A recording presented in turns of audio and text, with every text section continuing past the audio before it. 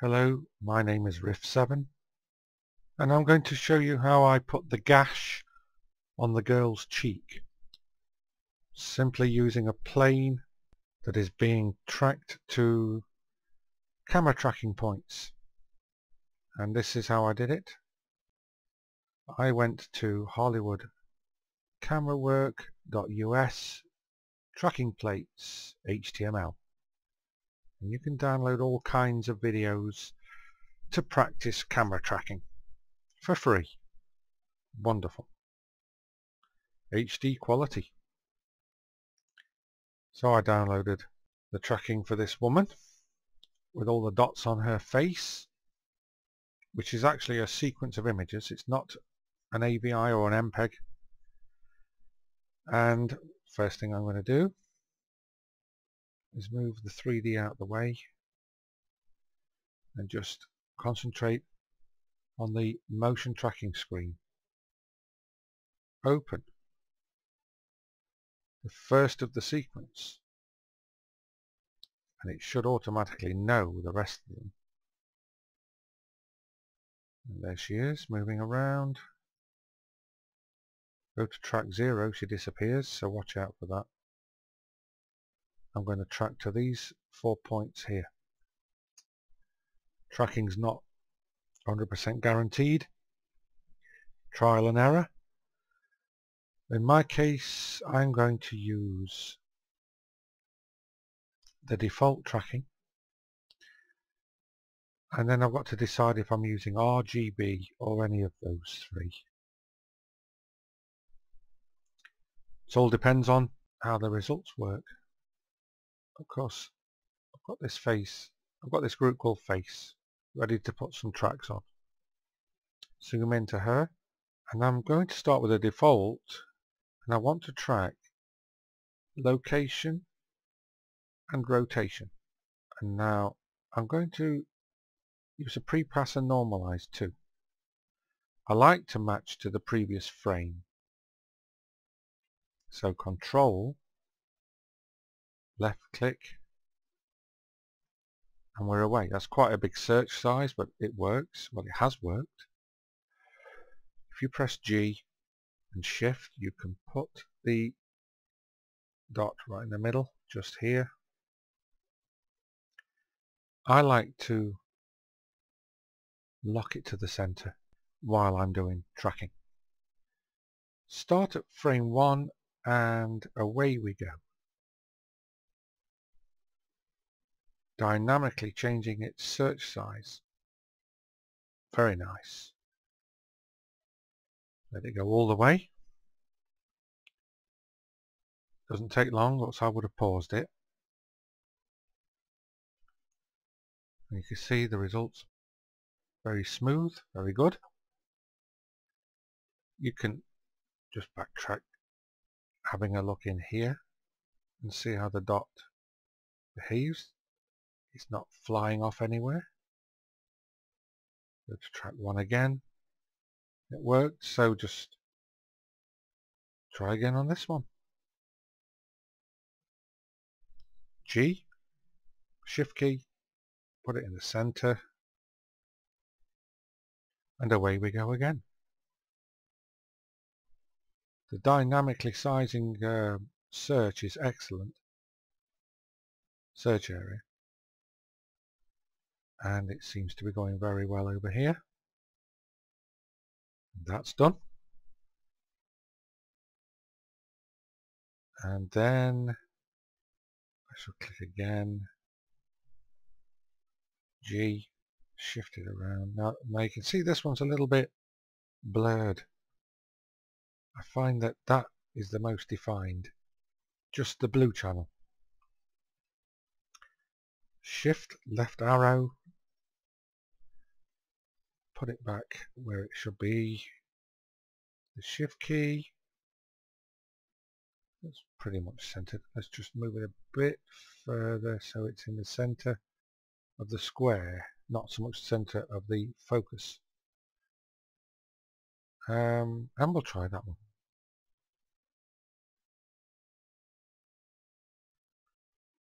As you can see, It's very stabilized in the center.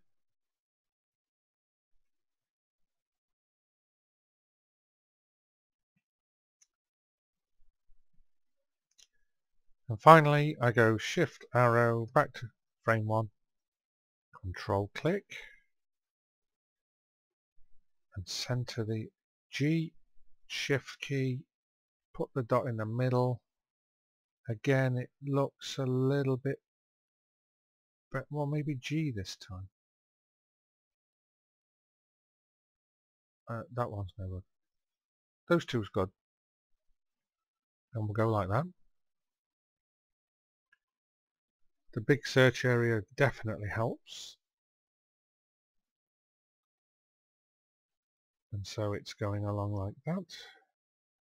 It's not a long video, so I don't have to pause. And so we have 4 tracks following the dots on her cheek. Now, so as not to get confused, I like to rename the tracks.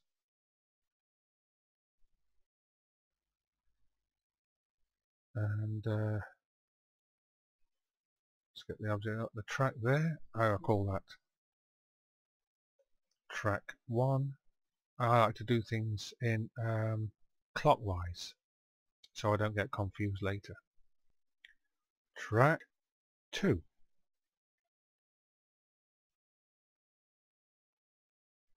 And track 3.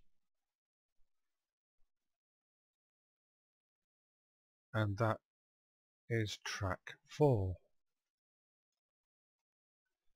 Now you'll notice the tracks names haven't changed there, even though I've changed them there.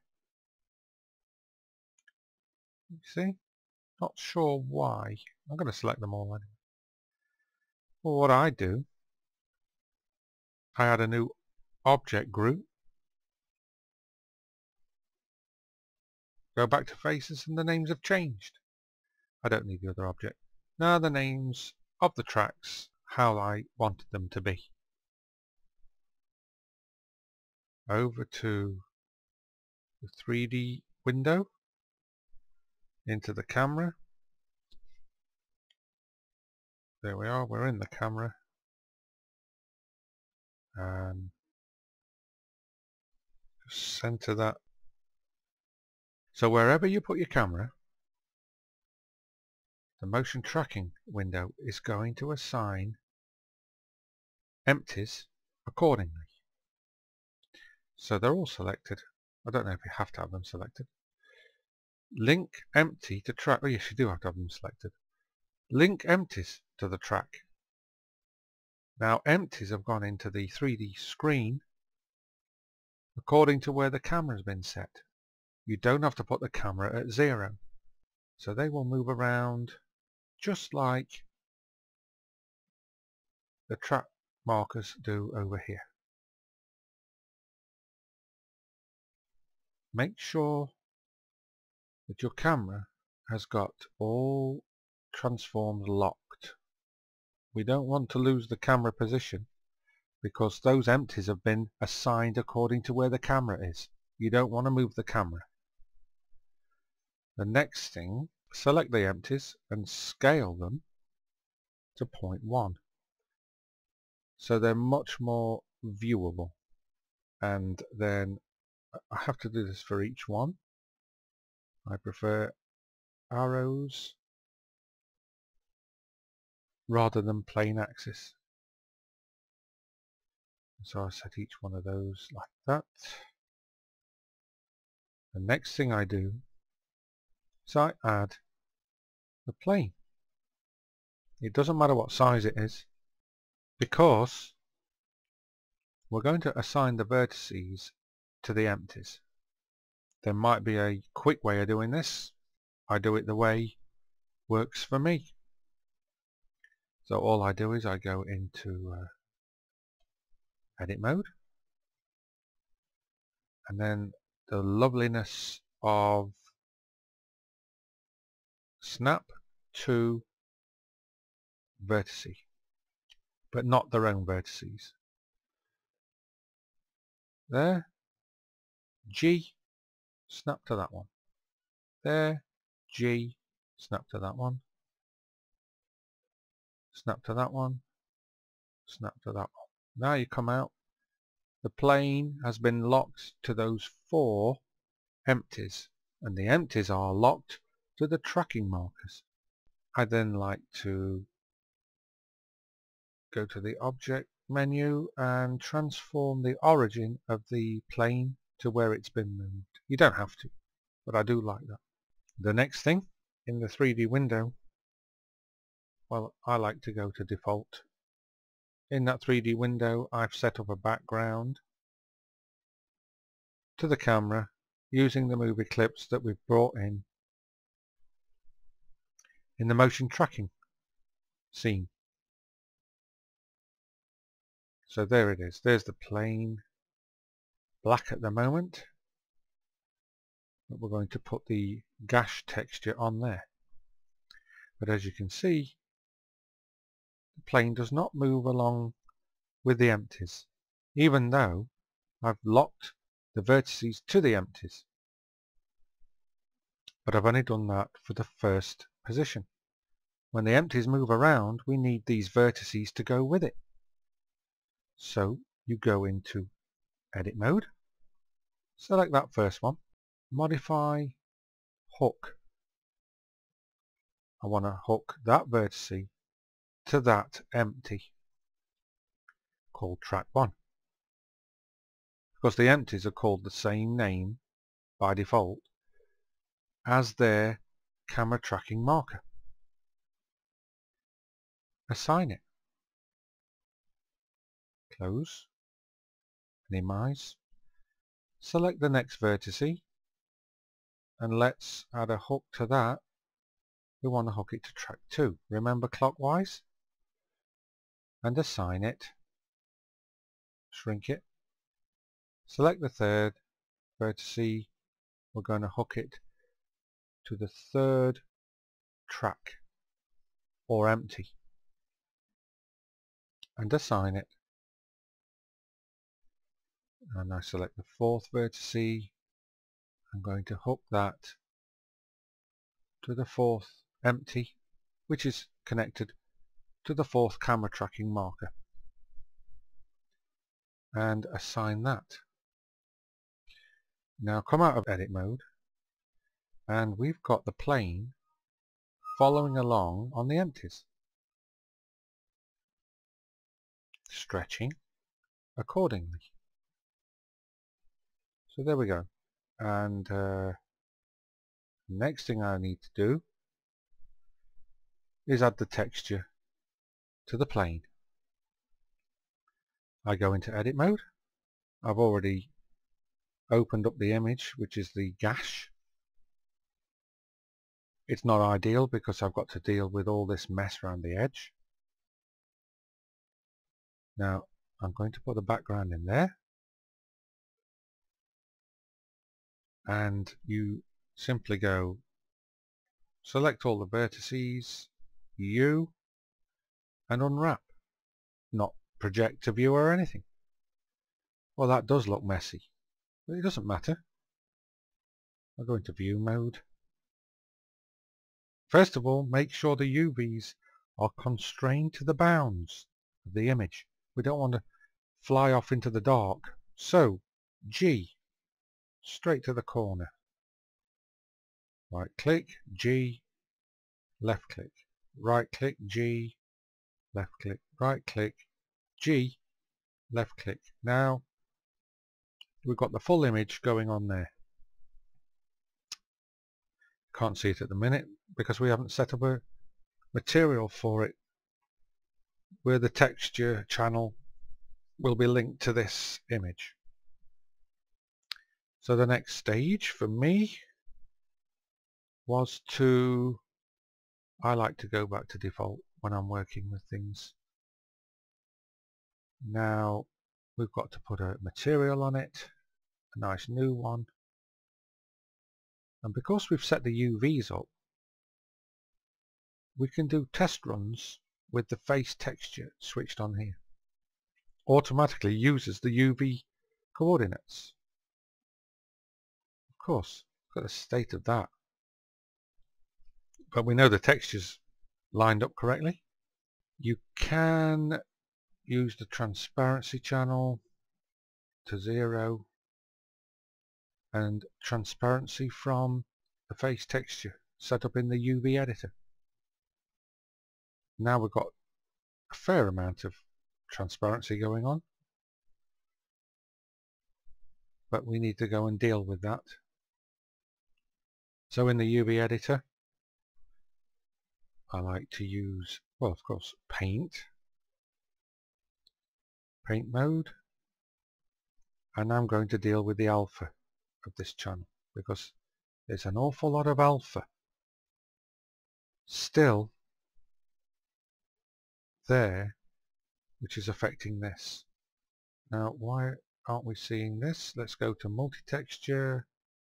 There it is. I'm now going to deal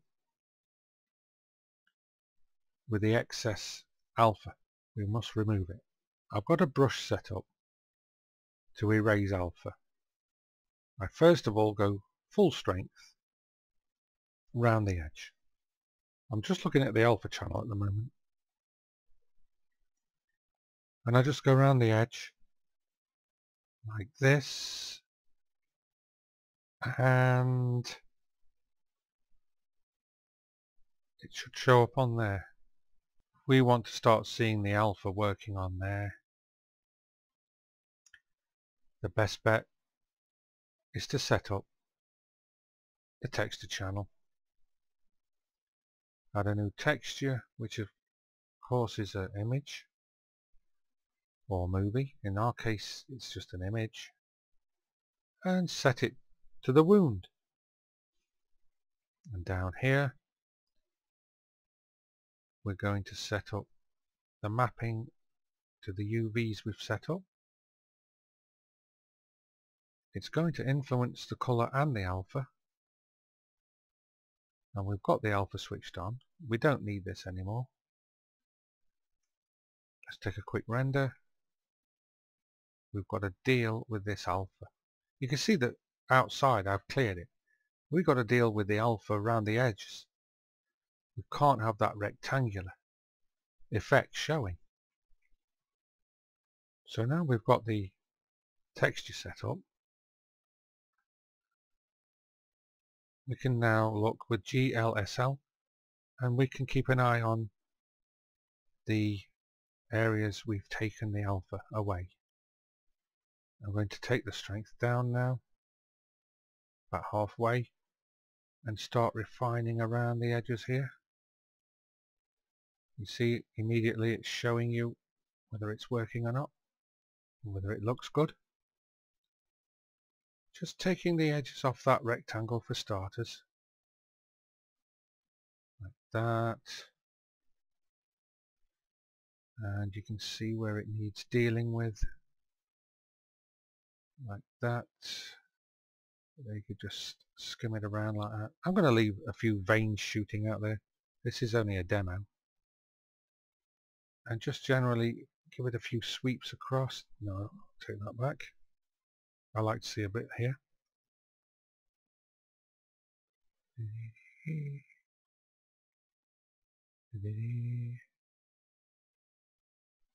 Like that. Now, I've noticed on the alpha channel that there's alpha missing there, which you want actually full alpha. So I'm going to set that strength to that. Add the alpha back, just in the wound area, because that should not be transparent. So we take a look at that. Now we've got the full texture. It is a little bit rectangular still here. And if you want to look at the whole thing with the colour as well as the alpha, you can still erase alpha, but you can see pretty much what's going on there. So I'm going to add alpha back. We'll want that going all the way up there.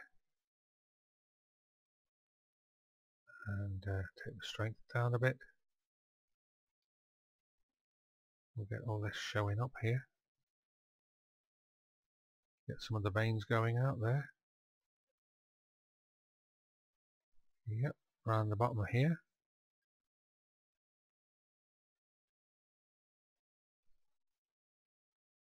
And just remove a bit more here.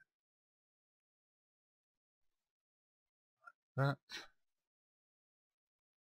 Just lightly spray it over.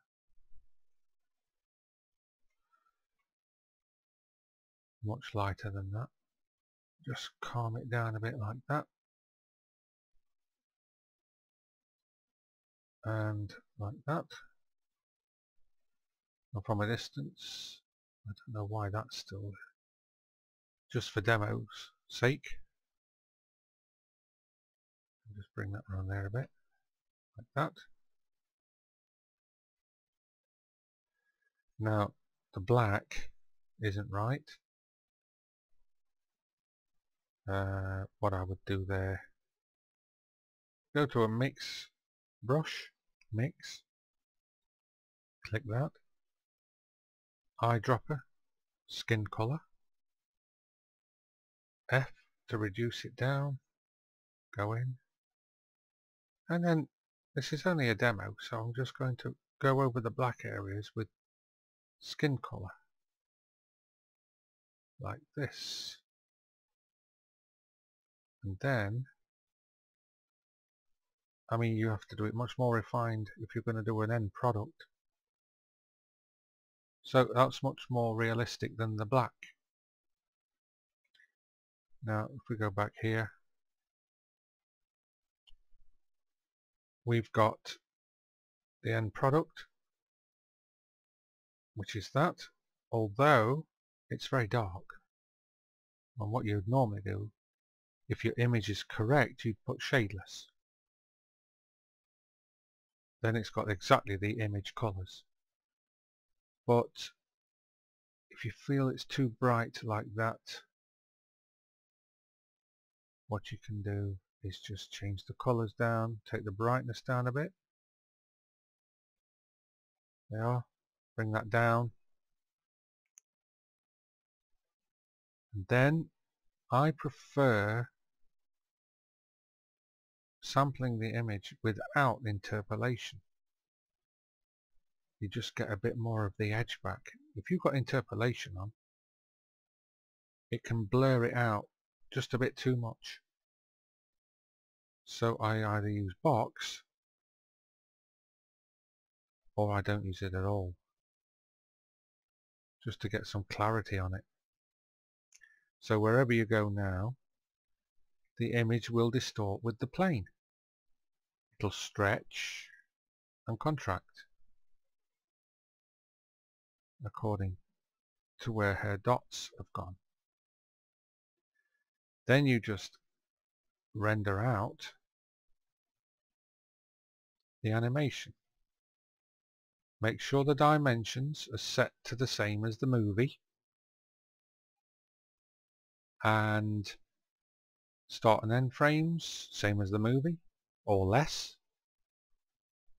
I did 25 frames a second. On the output I used H.264 and the encoding AVI and a bitrate of 2000. More than that's not necessary unless you're working in Hollywood. And then just render it out. Oh, I tell you how to set it, the output to // then wherever you want to put the output. // means in the directory you're working in, which is usually your projects directory, you can put a subfolder / name of the file. So I've done // renders / face track, and then I would say face track test 1.avi. That means put a folder called renders as a subfolder for the working project, and then call the output movie face track test 1. And that's how I rendered this gash onto her face, and it was only a practice, and it's a good starting point for anyone. There are different ways to set up planes to the empties and camera tracking markers. This is the way I'm doing it at the moment because it seems to work quite well and quite quick. Now there is one thing: when you do move around like that and you get distortion like that, the UV tracking is all well and good and you get that result there, but it's always best to add a bit more to the object, the plane. So you will add a subsurface at the end. It would get terribly messy if you tried to subsurface first and then try and hook extra vertices to each empty. That would get very messy. You just hook the 4 corners to the empties, and that when they've all been hooked and moved around, you then add the subsurface. Simple. And perhaps in this case 3 for the input and output. It will help stop incorrect distortions of the image on the output, and then render out, and it's a pretty good result. But like I say, I'm sure there are better ways to camera track a plane to a background movie, but this works for me at the moment. Thank you for watching. Bye for now.